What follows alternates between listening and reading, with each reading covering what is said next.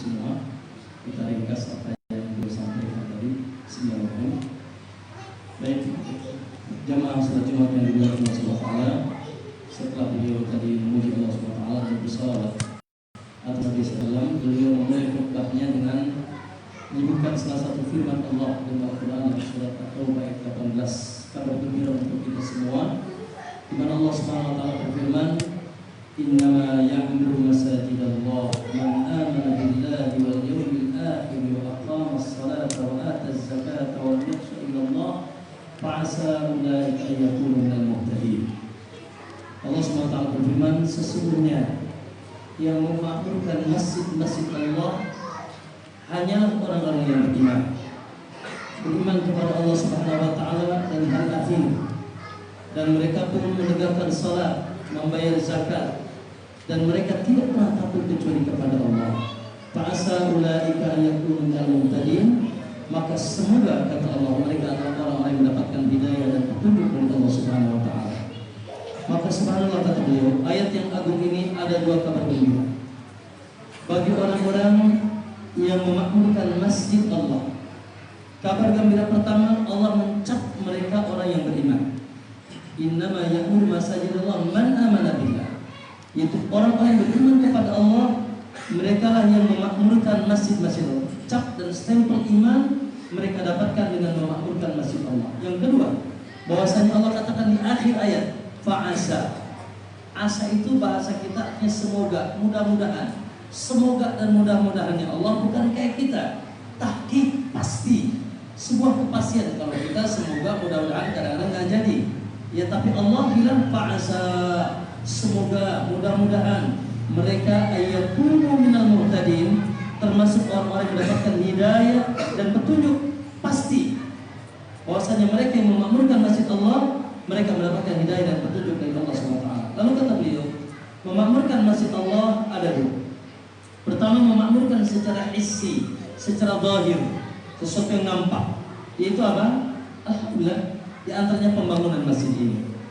Ini bagian dari memakmurkan masjid Allah yang nampak, bahkan asasnya, di mana Allah Subhanahu wa taala, Nabi SAW memberikan kabar gembira bagi orang-orang yang membangunkan masjid, dan semoga Allah terima, kata beliau, amal saleh orang-orang yang ikut dalam saham pembangunan masjid ini. Yaitu Nabi SAW mengatakan, man bana lillahi masjidan, ya, banallahu lahu baitan fil jannah. Barang siapa yang bangun bagi Allah masjid, ya, maka Allah akan bangunkan rumahnya di surga. Bahkan dalam sebuah riwayat kata beliau, Nabi SAW mengatakan, man bana lillahi masjidan walau kama hasibuta, banallahu lahu baitan fil jannah. Siapa yang membangunkan bagi Allah masjid, walaupun punya saham hanya sekedar sebesar ngerang gunung, walaupun sahamnya dalam pembangunan masjid hanya sebesar tempat ngerem gunung, maka banallahu lahu baitan fil jannah, Allah akan bangunkan rumahnya di surga. Allahu akbar. Maka ini keutamaan. Tentu saja tidak akan bisa disamakan rumah di sini dengan rumah di surga. Di sini semeternya berapa sih? Bangunannya dari bata apa? Di sana la ilallah. Kata beliau, temboknya dari emas, mutiara dan seterusnya. Maka ini keagungan. Kemudian muslimin. Setelah itu adalah orang-orang yang memakmurkan secara maknawi. Ya, secara maknawi. Dari apa? Kalau katakan aqamas salat, menegakkan salat. Kemudian berzikir di sini, baca Al-Qur'an. Bahkan subhanallah, masjid dijadikan sebagai tempat menuntut ilmu, tempat mengajarkan kita agama Allah SWT dan keturunan anak-anak kita. Masya Allah. Bahkan semua yang bersaham dalam pembangun dalam masjid, dalam memakmurkan masjid ini, pahalanya sama di sisi Allah Subhanahu wa taala. Lihat di zaman Nabi, kata beliau, ada seorang yang berkulit hitam, kanisa. Dia tugasnya, dia subhanallah hanya bersihkan masjid. Bersihkan masjid. Ya, kalau sudah selesai sholat, kegiatan Rasul bersama sahabat di masjid, dia bersihkan, dia rapikan. Dalam sebuah riwayat seorang wanita, dalam seorang wanita, atau dalam riwayat yang lain ada menyebutkan laki-laki, seorang berkulit hitam. Subhanallah, dia yang setiap hari, kalau dikata kaumnya, tukang bersihkan masjid. Ya, suatu hari Nabi SAW mencari, mana si fulan yang biasa bersihkan masjid, mana? Kata para sahabat, tufiya ya Rasulullah al-bariha, tadi malam baru saja meninggal Rasulullah. Ya, lalu kata Nabi SAW, ala adantumuni, kenapa kalian tidak kabari aku? Kok enggak kabari aku kalian? Kata Rasulullah, kata para sahabat Rasulullah, kami khawatir mengganggu engkau. Beliau wafatnya di malam hari, kami tidak mengabarkan engkau, kami khawatir mengganggu engkau ya Rasulullah. Kata Nabi, ada adzan tumuni. Baik, bukan kenapa kalian tidak mengabarkan kepada aku? Baik, dulani ala qabri. Tunjukkan aku mana kuburannya. Akhirnya Rasulullah SAW ditunjukkan kuburannya di Baqi. Akhirnya Rasulullah SAW datang ke Baqi dan menyolatkan, yaitu yang suka membersihkan masjid tadi. Subhanallah. Lalu Nabi doakan, lalu Nabi salatkan, lalu doakan. Lihat kata beliau, ini yang bersihkan masjid, didoakan Nabi, dicari sama Nabi. Berarti Nabi begitu perhatian terhadap orang yang bersihin masjid. Bahkan ketika wafat Nabi tanya, bahkan ditegur sahabat, kenapa kalian tidak kabari aku? Kenapa kalian tidak berkabar aku? Begitu perhatian, bahkan didoakan oleh Nabi SAW. Berarti Allah dan Rasulnya sangat ridha, walaupun cuma bersihkan masjid. Bagaimana yang muadzin? Bagaimana yang muadzin? Yang dia ada memanggil kaum muslimin sholat. Bagaimana jadi imam? Yang menjadi imam? Bagaimana yang Masya Allah menegakkan kajian di sini, mengajarkan manusia agama?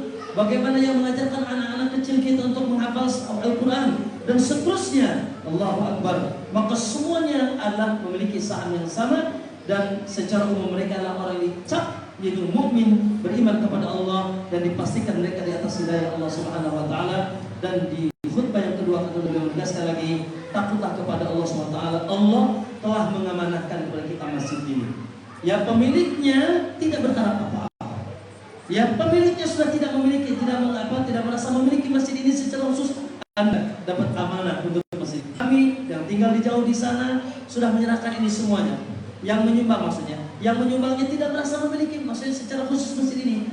Ya, hanya sebagai menyumbang dan tidak ada niatan apa-apa kecuali karena ingin pahala di sisi Allah SWT, karena tidak ada yang akan kita bawa. Dan semoga semuanya ini yang ada di sini, dari pemerintahnya yang mendukung, dari tokoh-tokoh masyarakatnya, dari para asatidahnya dan semua yang melakukan, insya Allah semoga kita berikan keikhlasan Allah SWT, karena kata beliau tidak ada yang kita bawa di dunia ini kecuali kata Nabi, idza mata Adam in qata'a amaluh. Kalau anak Adam wafat, putus, selesai aktivitas dunia dan amalnya, kecuali yang tiga perkara. Pertama, sedekahun jariyah. Semoga ini sebagai sedekah jariyah bagi kita semua. Aw ilmun yatabar, ilmu yang bermanfaat. Aw waladun salihun, dan anak soleh yang senantiasa mendoakan kita.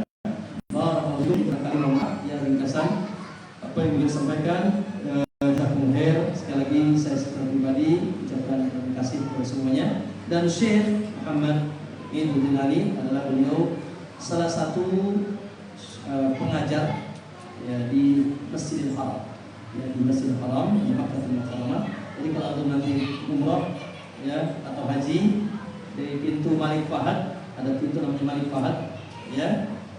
Itu naik ke atas lantai 2, cari kursi beliau. Hari Senin sebelum zuhur ya, di pintu Malik Fahad naik ke lantai 2. Nah, di situ ada kursi beliau. Kalau itu mau ikut kajian ya bisa beliau di Masjidil Haram. Ya, di Masjidil Haram. Dan semoga insya Allah beliau adalah sudah 12 tahun bersama kami di Pondok Pesantren Riyadhus Shalihin, mengadakan daurah pendidikan dai setiap tahun untuk seluruh Indonesia, yang dari bersama para guru besar dan guru Islam Ummul Qura Makkah, dan sudah kemarin terakhir yang ke-17, setiap tahun bergulir ya. Maka insya Allah nanti ini bukan kunjungan terakhir beliau ke sini ya. Kalau pas Syekh ya, tapi ajarin saya bahasa Indonesia kan? Atau nikahkan supaya istrinya di belakang. Itu coba cuma kursi. Astagfirullah. Kedengeran di belakang tadi. Takut juga ternyata.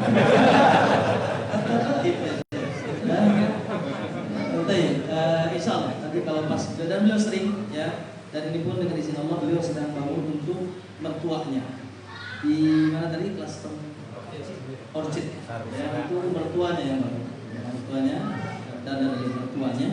Dan insya Allah ya, mudah-mudahan untuk daerah sini ya bisa, yang membutuhkan masjid bisa lewat Ustaz Saifuddin ya, dan teman-teman yang ada di sini ya, selama masjidnya insya Allah dimakmurkan di atas tuntunan Rasulullah SAW ya. Pak Camat, Pak Awal, Saya kayaknya celana cingkrang nih Pak.